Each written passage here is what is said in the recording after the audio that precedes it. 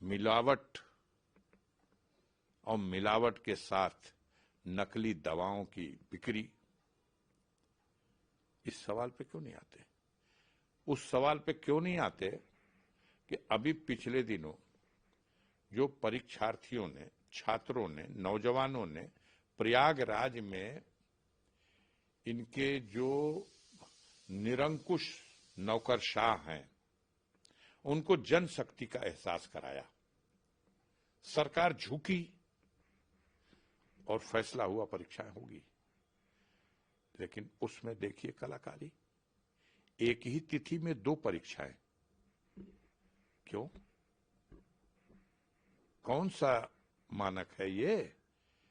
अगर कोई छात्र दोनों परीक्षा का देना चाहता है तो कैसे दे सकेगा एक ही दिन दोनों?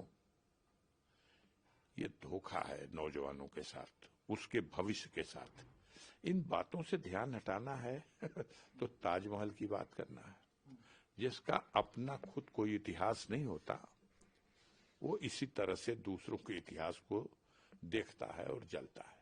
धनखड़ जी के खिलाफ जो कहीं ना कहीं इम्पीचमेंट का नोटिस लाया गया, उसको लेकर के, और इलाहाबाद हाईकोर्ट के जज शेखर यादव के लिए कहीं ना कहीं जो इम्पीचमेंट, उनकी भी बात सामने आई, तो उसको लेकर के भी योगी आदित्यनाथ जी ने कहा कि जो लोग डर जाते हैं और कहीं ना कहीं जिनके डबल स्टैंडर्ड्स होते हैं वो इस तरीके का काम करते हैं, और ये सब कर करके डराना चाहते हैं जो लोग सच बोलते हैं। वो जस्टिस शेखर यादव के लिए कह रहे थे और वाइस प्रेसिडेंट जगदीप धनखड़ साहब के लिए कह रहे थे।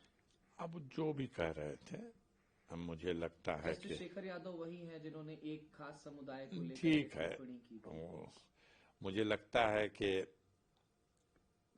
कहने को कह गए, उनके मन की में कुछ ऐसी बात थी भी, लेकिन कह के तो वो भी पछता रहे होंगे।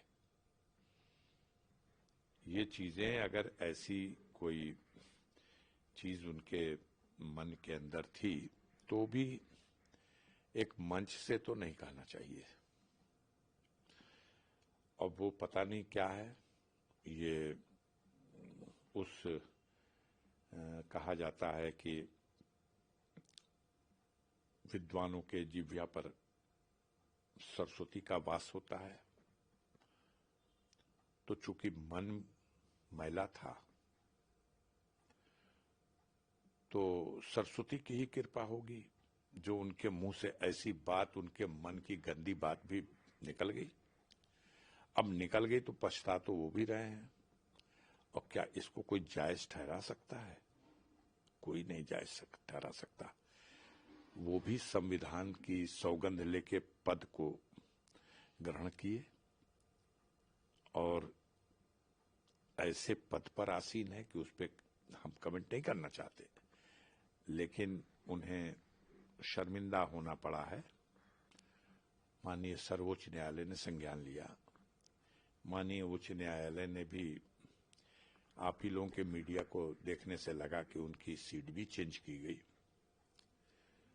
अब इस तरह की वकालत से उन्हें कोई लाभ तो नहीं मिलेगा मुझे लगता है, और जो कुछ कसर बाकी है वो भी उनकी नैतिकता खुदे उन्हें धिक्कार रही होगी कि ऐसे पद पर पदासीन रहते हुए कई लोग ऐसे रहे हैं जो पद त्याग करके और ज्वाइन कर लिए हैं अपनी विचारधारा के संगठनों को, पार्टियों को। उनके जैसे या उनको भी यही सलाह है कि वो अपने मिशन में इस तरह का अगर उनकी सोच है तो उस तरह की मानसिकता वाले संस्थाओं से जुड़ करके अपना पद त्याग करके खूब बोलें, खूब करें, सब लोग करते हैं। लेकिन उस पद पर बैठ के जो न्याय के देवता का पद है, जिसे संबोधित करने के लिए भगवान कहा जाता है, ईश्वर कहा जाता है, गॉड कहा जाता है, उसके मुंह से ये बात शोभा नहीं दे रही थी। मेरा अंतिम सवाल सर, उत्तर प्रदेश के मुख्यमंत्री केशव प्रसाद मौर्य का भी बयान आया। उन्होंने मतलब संभल में जिस तरीके की हिंसा हुई उससे कोरिलेट करते हुए बोला, और हमने वो तस्वीरें भी देखी कि कल एक हिंदू मंदिर शंकर जी का भी मंदिर है और हनुमान जी का भी मंदिर है, उसकी साफ सफाई करते हुए तमाम कांस्टेबल और तमाम उत्तर प्रदेश पुलिस के तमाम अधिकारीगण दिखाई दिए। उसको लेकर के उन्होंने कहा कि एक डर का माहौल बनाया गया ताकि वहां से हिंदू समुदाय के लोग माइग्रेट करें। क्या मजबूरी थी कि 4 दशक से वहां पर मंदिर को बंद किया गया, ताला लगाया गया? आप बताओ, आप अगर इसके सत्य को उजागर करना चाहते हो तो उस मोहल्ले में या जिस जगह पर वो आप बता रहे हो देवताओं की, संभल में हाँ, जहां देवताओं की ये मूर्ति मिली, वहां के जो लोग थे वो वहां से जो बयान आप ही के माध्यम से सुनने को मिला कि वो लोग कहीं माइग्रेट करके चले गए। तो यहां तो इस तरह से बस्तियां हैं जहां मिली जुली आबादियां हैं। तो देश में संविधान में सबको स्वतंत्रता प्रदान की गई है अपने आराध्य की पूजा करने के लिए, इबादत करने के लिए। वहां रहे होंगे लोग, वहां पूजा करने के लिए अपने आराध्य की मूर्तियां स्थापित की गई रही होंगी। वहां जो होगा वो आज भी अपने आराध्य की पूजा करेगा। लेकिन सर 4 दशक से वो मंदिर अब आप बताओ, ये 4 दशक से आप अगर बता सकते हो तो बताओ किसने बंद किया? इसका उत्तर है आपके पास? ऐसा नहीं, ये इसका उत्तर है आपके पास? अगर हमारा घर है, हमने घर के किसी हिस्से में कोई मस्जिद बनाई है अपनी इबादत के लिए, हम घर बेच के चले गए, तो आप किससे सवाल करोगे? हमसे सवाल नहीं करोगे? आपने सवाल किया उनसे जिन लोगों ने वहां आसपास की आबादी और बस्तियां थी? ऐसा कहा जा रहा था कि वो एक संप्रदाय बाहुल्य का इलाका है, उनको डराया गया। अब आप बताओ, ये कल्पना की जा रही ना, उनको डराया गया होगा इसलिए ऐसा हुआ। आप पहले उनसे मिलो, उनसे बात करो। मिली जुली आबादियां रही हैं। अच्छा, इसके अलावा क्यों नहीं सब्जी मंडी में चलते हो तुम? क्यों नहीं चलते हो?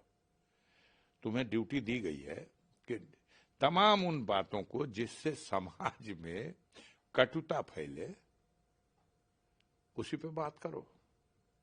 क्यों नहीं इस टॉपिक पे बात करते कि कांग्रेस पार्टी ने, समाजवादी पार्टी के मुखिया राष्ट्रीय अध्यक्ष ने बार बार ये कहा, हाउस में भी कहा कि जनगणना होने जा रही, जाति के आधार पर जनगणना करा दीजिए, जाति आधारित जनगणना करवा दीजिए, जिससे पता चले कि देश में किस जाति के लोगों की कितनी आबादी है। और जब ये पता लग जाए तो उस जाति के लोगों के हिसाब से जो देश का खजाना है उसका उतना अंश उसके कल्याण की योजना बनाने में लगा दीजिए। गांधी वाड्रा ने भी अपने पहले ये कहा है, ये उन्होंने भी कहा, ये हमारे राष्ट्रीय अध्यक्ष ने भी कहा, ये माननीय राहुल गांधी ने भी कहा, ज्यादातर विपक्ष के दलों के नेताओं ने ये कहा। मैं भी यही बात कहता हूं। क्यों भागते हैं इससे? आप इसी से डर गए हैं। आप ये व्यवस्था चलाने वाले नरेंद्र मोदी और सबसे ज्यादा योगी आदित्यनाथ, नींद हराम हो गई इनकी। ये जो पीडीए का नारा आया, ये जाति के आधार पर जनगणना का सवाल आया, तो भाई घबराहट है। जो अतिक्रमण करके बैठे हुए हैं दूसरों के हक हिस्से पर, अधिकार पर, कुर्सी पर, उनकी नींद हराम हो गई। अभी उत्तर प्रदेश में बाई इलेक्शन आया, बड़ा बाजा बजाया है आपने कि योगी आदित्यनाथ तो बड़ा अच्छा परफॉर्मेंस दिए। कभी ये देखा चुनाव कौन लड़ा? कैंडिडेट कौन था? सिलेंडर था भारतीय जनता पार्टी का सिलेंडर, योगी आदित्यनाथ का सिलेंडर। पीडीए के लोगों को ही टिकट दे दिया। उन्हें आभास हो गया था कि हम लड़के अपने लोगों को लड़ा के नहीं जीत सकते, तो सुपुर्द कर दिया, ले लो भाई ये सारी सीटें तुम लोग लड़ो और तुम जीत लो। अब पीठ अपनी थपथपा रहे हैं कि भाजपा जीत गई। मतलब अखिलेश जी इम्प्लीमेंट नहीं कर पा रहे हैं? नहीं, अखिलेश जी अपनी जगह कर रहे हैं। योगी और उनकी पूरी टीम और बीजेपी ने सरेंडर किया है। ये पीडीए को हक नहीं देना चाहते, ये जाति की जनगणना नहीं कराना चाहते। जब इतना तैयार हो गए तो अगले इलेक्शन में तैयारी करो कुर्सी छोड़ने की, दे दो हक जिसका। अखिलेश जी तो कई बार कह चुके केशव मौर्य के लिए, कह चुके कि नहीं कह चुके? तो दे दो केशव मौर्य को, दे दो केशव मौर्य को कुर्सी, दे दो केशव मौर्य की वो कुर्सी उसको। वही तो था उत्तर प्रदेश का अध्यक्ष। कौन था उत्तर प्रदेश में, बताइए कौन था 17 में? उत्तर प्रदेश में जीत का दारोमदार कहीं ना कहीं नहीं, वो प्रदेश के अध्यक्ष थे और ये कहा गया था कि यही अगले चीफ मिनिस्टर हैं। योगी आदित्यनाथ से मतलब कहां था? योगी आदित्यनाथ गोरखपुर के सांसद थे और यहीं दिल्ली में एक सांसद की हैसियत से सदन में बैठते थे। यहां मंत्रिपरिषद के भी सदस्य नहीं थे, सिर्फ एक सांसद थे। जब चुनाव हो गया, चेहरा किसका? केशव मौर्य का। चुनाव हो गया, बहुमत मिल गया, तो ले जाकर के एक सांसद को, गोरखपुर के सांसद योगी आदित्यनाथ को उत्तर प्रदेश में बैठा दिया गया। तो ये तो अतिक्रमण है, ये तो धोखा है पिछड़ों के साथ। अब से भी माननीय अखिलेश यादव जी ने जो पीडीए का नारा दिया, जो जाति के आधार पर जनगणना का नारा दिया, उसके पीछे मकसद क्या है? मकसद यह है कि जिसकी जितनी संख्या भारी उतनी उसकी हिस्सेदारी। यह मान्यवर कांशीराम का नारा था। वो कहते हैं कि दे दो, हटें, पहले काम तो इनको हटना पड़ेगा, हटें, कह दें कि अगले चीफ मिनिस्टर में। ये धोखेबाजी नहीं चलेगी अब उत्तर प्रदेश में। उत्तर प्रदेश की जनता भी जागरूक हो चुकी है और उत्तर प्रदेश में समाज का जो पिछड़ा वर्ग है, दबे कुचले जो लोग हैं, जिनका हक हिस्सा लूटा गया है और जिस कुर्सी पर बैठना था किसी और को और अतिक्रमण पे करके किसी को बैठाया गया है, अब वो कुर्सी खाली करनी पड़ेगी। अगर उस कुर्सी को खाली करने में जरा भी देर की तो कुर्सी छीन ली जाएगी। अब जनता आपकी 2027 में आपकी तानाशाही नहीं चलने देगी। आप जातिगत जनगणना कराइए, आप पीडीए के लोगों को सत्ता सौंपिए, चलिए। ये कौन सी बात है कि अतिक्रमण करके कुर्सी पे बैठ गए और पीडीए के लोगों को चौकीदार बना दिया? और जब पीडीए को संगठित होने का नारा माननीय अखिलेश यादव ने दे दिया, तब नींद हराम हो गई। बाई इलेक्शन में सारी सीटें उन्हीं को दे दिया, जल्दी जल्दी लड़ लो भैया, बचा लो, साख बचा दो बीजेपी की। लेकिन ये मंत्र समझ चुका है, उत्तर प्रदेश की जनता समझ चुकी है, किसान समझ चुका है, पिछड़ा वर्ग समझ चुका है, दलित समझ चुका है। समाज के अगड़े वर्ग में जो बुद्धिजीवी अच्छे लोग हैं वो सब समझ चुके हैं और एक परिवर्तन की तरफ उत्तर प्रदेश बड़ी तेजी के साथ बढ़ रहा है। बहुत शुक्रिया सर, अपना समय एएनआई को देने के लिए। धन्यवाद। धन्यवाद। हो रही बहस में कल प्रधानमंत्री नरेंद्र मोदी ने भी उसमें प्रतिभाग किया। प्रधानमंत्री ने साफ तौर पर कांग्रेस पार्टी के रिजीम का याद दिलाया। उन्होंने कहा कि 1975 में जब देश की आजादी के 25 वर्ष पूर्ण हो रहे थे, तब आपने संविधान की हत्या करने का काम किया और ये पाप कांग्रेस पार्टी के माथे से कभी नहीं धुलेगा। हाँ, ये सही है। कल प्रधानमंत्री जब सदन में संबोधित करने के लिए आए तो उन्होंने ये बात रखी, लेकिन मैं दूरदर्शिता का कायल हो गया। एक दिन पहले, उसी दिन एक दिन पहले, उनसे पहले जब कांग्रेस की नेता श्रीमती प्रियंका गांधी ने सदन में अपना वक्तव्य दिया, तो उनको पहले से ही पता था कि जब प्रधानमंत्री आएंगे तो वो ये बोलेंगे। इसलिए अपने संबोधन में उन्होंने इस बात का उल्लेख किया और कहा कि उनको इससे सबक लेना चाहिए, लेकिन वो सबक तो नहीं ले रहे हैं।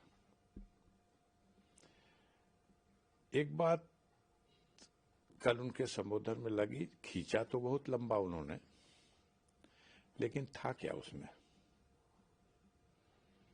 अपनी तारीफ और कांग्रेस पर हमला। इसके अलावा जो जनता के सरोकार के सवाल थे, इस सवाल पर क्या कहा उन्होंने सदन में? संविधान और संविधान की चर्चा तो बहुत हुई, लेकिन बात करने से तो नहीं न सिर्फ काम चलेगा। संविधान को उसका मुकाम, कम से कम मोदी जी ने नया सदन बनवाया, तो जो नया पार्लियामेंट हाउस है और वहां सर्वोच्च आसन जो हमारे लोकसभा अध्यक्ष का है, उसके बगल में वो राजशाही का प्रतीक जो राजदंड खड़ा किया गया है, सेंगुल की बात। हाँ, सेंगुल की बात, तो उसे वहां से हटाना चाहिए और वहां पर संविधान को सम्मानजनक ढंग से रखा जाना चाहिए। संविधान की बात करने से तो नहीं होगा। हमारे प्रधानमंत्री जी संविधान की पुस्तक पर सर तो रख देते हैं, लेकिन संविधान क्या कह रहा है और ठीक उसके आचरण लोकतंत्र की व्यवस्था में। दुनिया का कौन आदमी इसे न्याय कहेगा? लोकतंत्र की व्यवस्था में जब चुनाव की प्रक्रिया और इस प्रक्रिया का संचालन करने के लिए, व्यवस्था करने के लिए भारत निर्वाचन आयोग और भारत निर्वाचन आयोग के 3 आयुक्त और इन आयुक्तों की नियुक्ति के सवाल पर जब बुनियाद में बेईमानी दिखाई देगी, कहां लोकतंत्र है, कहां संविधान का सम्मान है? सर्वोच्च न्यायालय का आदेश था कि निर्वाचन आयुक्तों की नियुक्ति सदन के नेता, देश के प्रधानमंत्री और दूसरे स्थान पर प्रतिपक्ष का नेता और तीसरा सुप्रीम कोर्ट का चीफ जस्टिस, और ये 3 मिलकर तय करें कौन वो योग्य व्यक्ति है जिसे ये जिम्मेदारी दी जाए। क्या खोट था इस आदेश में? बहुमत की ताकत को, लोकतंत्र बहुमत तंत्र नहीं है, लोकतंत्र के इस जायज फैसले को नाजायज ढंग से हटाया गया, बहुमत तंत्र से हटा दिया गया, दरकिनार कर दिया गया। और चलो, इससे अच्छा कोई फार्मूला लाओ, तो इससे सुंदर, इससे अच्छा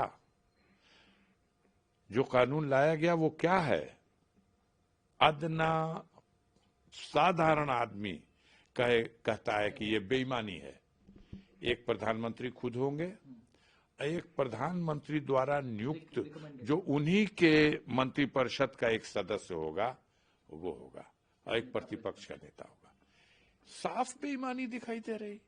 तो संविधान संविधान संविधान की बड़ाई बतियाने से तो नहीं चलेगा। व्यवहार में कहां है? कहा तो उन्होंने सदन में कि वो संविधान का बहुत सम्मान करते हैं, और झूठी अफवाहें फैलाई जाती रही। आपके पार्टी के नेताओं ने पूरे चुनाव में ललकारा है कि अगर हमें पर्याप्त बहुमत मिला तो हम संविधान को हटाएंगे, बदलेंगे। 400 पार वाली बात। 400 पार की बात, लेकिन जनता ने उस लायक रखा ही नहीं। अब तो घुटनों के बल हैं आप। अब तो बैसाखी है चंद्रबाबू नायडू की और माननीय नीतीश कुमार जी की, इस बैसाखी पे तो आप खड़े हो। तो अब तो आप संविधान संविधान करोगे ही, लेकिन दिल के अंदर तो वही है कि मौका मिल जाए तो संविधान हटा दें। और वो संविधान जो हर भारत के नागरिक के लिए उसकी आजादी का सुरक्षा कवच है, उस संविधान के प्रति आपकी नीयत साफ नहीं है, आपकी कथनी और करनी में भारी अंतर है। उन्होंने ये भी कहा कि बाबा साहेब भीमराव अंबेडकर ने यूनिफॉर्म सिविल कोड की वकालत की थी, बहुत पुरजोर वकालत की थी। वहां उस दौर के तमाम बड़े नेताओं ने इसकी वकालत की थी, लेकिन इसको लेकर के कहीं ना कहीं अब अलग अलग मत दिखाई देते हैं। हम इसको करेंगे तो क्यों नहीं लाते? क्यों नहीं लाते? चर्चा तो करते हैं और लाते क्यों नहीं? लाएं, सदन में बहस होने दें और बहस के रास्ते से आवश्यक हो तो उसको प्रवर समिति को सौंपे, उसमें उस पर चिंता करने दें, विचार करने दें, और उसके बाद यदि कोई आवश्यक सुझाव आए तो उसको सम्मिलित करते हुए करें ना। करना चाहते तो लाते, क्यों नहीं लाते हैं? Sir, one nation one election को लेकर के भी अब केंद्रीय कैबिनेट की मंजूरी मिल गई है। हम ये भी देख रहे हैं कि इसी शीतकालीन सत्र में कहीं ना कहीं वो मसौदा पेश भी किया जा सकता है। तो वन नेशन वन इलेक्शन को लेकर के तमाम बातें एक तरीके से दिखाई देती हैं। देखिए, असंतोष भी निकल करके सामने मोदी जी की बात को समझना, वो कह क्या रहे हैं और करेंगे क्या, इसमें बड़ा बहुत विभेद होता है। जब वो कहते हैं कॉमन सिविल कोड, तो उनकी दृष्टि कहीं पे है, निशाना कहीं पे है और मुंह से बात कुछ है। समझ रहे हैं? उसी तरह से जब ये कहते हैं वन नेशन वन इलेक्शन, तो मेरा ख्याल है कि ये भी कहते कुछ हैं और सोचते कुछ हैं, सोच कुछ रहे हैं। मैं तो कहना चाहूंगा कि 2025 में मोदी जी 75 साल के हो जाएंगे।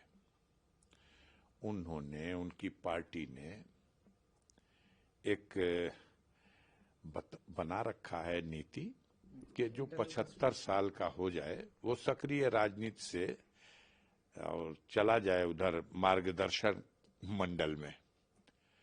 तो वो घड़ी सामने आने वाली है, मार्गदर्शक मंडल में जाने वाली। तो उसी शुभ अवसर पर मोदी जी लोकसभा भंग करें, पूरे देश में चुनाव का ऐलान करें, 2 शर्तों का मान लें। एक शर्त वो जो माननीय सर्वोच्च न्यायालय का आदेश था, उस आदेश के अनुसार देश में 3 निर्वाचन आयुक्तों की नियुक्ति करी जाए। सुप्रीम कोर्ट के चीफ जस्टिस, प्रधानमंत्री नरेंद्र मोदी और विपक्ष के नेता राहुल गांधी, ये बैठ जाए और 3 योग्य लोगों को, जब वन नेशन वन इलेक्शन, तो इस रास्ते से आप 3 निर्वाचन आयुक्त नियुक्त कर दें। और दूसरा, यह चुनाव ईवीएम मशीन से न करा के बैलेट पेपर से करा दें। विधानसभा लोकसभा दोनों साथ, जैसे पहला चुनाव हुआ था, दोनों चुनाव साथ हो, वो भी बैलेट से हुआ था, और ये भी बैलेट से एक बार चुनाव हो जाए। 51 की बात करें, हाँ, 53 में, 57 में, तो बैलेट से चुनाव करा दें। निर्वाचन आयुक्तों की नियुक्ति निष्पक्ष ढंग से, जो माननीय सर्वोच्च न्यायालय का निर्णय था उसके अनुसार करा दें और चुनाव कराएं। हम वेलकम करेंगे, हम स्वागत करेंगे, लेकिन उस अवसर पर कराएं, वो एक इतिहास बनेगा कि मोदी जी रिटायर होने से पहले ये एक बड़ा साहसिक कदम उठा गए। लेकिन मेरा मानना है कि कह रहे हैं, लेकिन इनकी सोच कुछ और है। अब कहां पर निगाहें, कहां पर निशाना, ये वही जानते होंगे। मतलब अफजाल साहब, आप ये कह रहे हैं कि आप इस बात का समर्थन करते हैं वन नेशन वन इलेक्शन का, आपकी दो शर्तें कर हैं। रहे हैं, दो शर्तों के साथ वो 2025 में उस शुभ अवसर पर करें जब वो मार्गदर्शक मंडल में जाने की तिथि नजदीक हो, उसी वक्त कर दें। आप समर्थन करेंगे उस बात का? अरे बिल्कुल, मैं कह रहा हूं कि, और हम कहेंगे कि ये भी उसी समय पास कर दें कि वो 75 साल की सीमा तोड़ करके अब 80 साल कर दी गई। नया जब चुनाव हो, भले आ जाए खुद लड़ने, लेकिन 75 साल जब इनका पूरा हो, उस अवसर पर लोकसभा को भंग करें और पूरे देश में चुनाव कराएं। चुनाव में निर्वाचन आयुक्तों की नियुक्ति सुप्रीम कोर्ट के निर्णय के अनुसार, और देश का चुनाव बैलेट पेपर पे। मुख्यमंत्री योगी आदित्यनाथ का बयान आया है, उन्होंने फिर एक बार कहीं ना कहीं टारगेट किया है। उन्होंने कहा है कि एक तरफ तो हम देखते हैं राम मंदिर में प्राण प्रतिष्ठा समारोह में या फिर राम मंदिर के कंस्ट्रक्शन में जितने लोग इन्वॉल्व थे उनको सम्मानित किया गया राम मंदिर कंसिक्रेशन सेरेमनी पर। दूसरी तरफ हम डेट बैक करें, ताजमहल जिन्होंने बनवाया, जिन कारीगरों ने बनाया था, उनके हाथ काट दिए गए थे, हाथ चॉप किए गए थे। देखिए, वहां कुछ विशेषज्ञ बैठे रहते हैं, खोजते रहते हैं कि ऐसी कौन से टॉपिक को उनसे बुलवाया जाए जिससे जनता का ध्यान मूल मुद्दों से हट जाए। अब इस समय बुरी तरह से जनता बौखलाई हुई है। उत्तर प्रदेश में पावर कारपोरेशन बेचा जा रहा, बिजली कर्मचारी हड़ताल पे हैं, हाहाकार मची हुई है, भ्रष्टाचार चरम पर है, कानून व्यवस्था की धज्जी उड़ चुकी है, जंगल राज है उत्तर प्रदेश में, योगी के नियंत्रण के बाहर है, सरकार चला नहीं पा रहे। तो कुछ दिनों पहले जो उनका बयान आया, चूंकि आप लोग यह मीडिया और उसमें भी जो गोदी मीडिया की संज्ञा उपाधि मिली हुई है जिन चैनलों को, उन लोगों का यही काम है कि कौन सी जनता की ऐसी उलझन है जिसे छुपाया जाए और कौन सी ऐसी सरकार की विफलता है जिसे पर्दे में डाला जाए और कौन सी ऐसी बात है जिसको आगे बढ़ा करके सारे मुद्दों की तरफ से ध्यान हटाया जाए।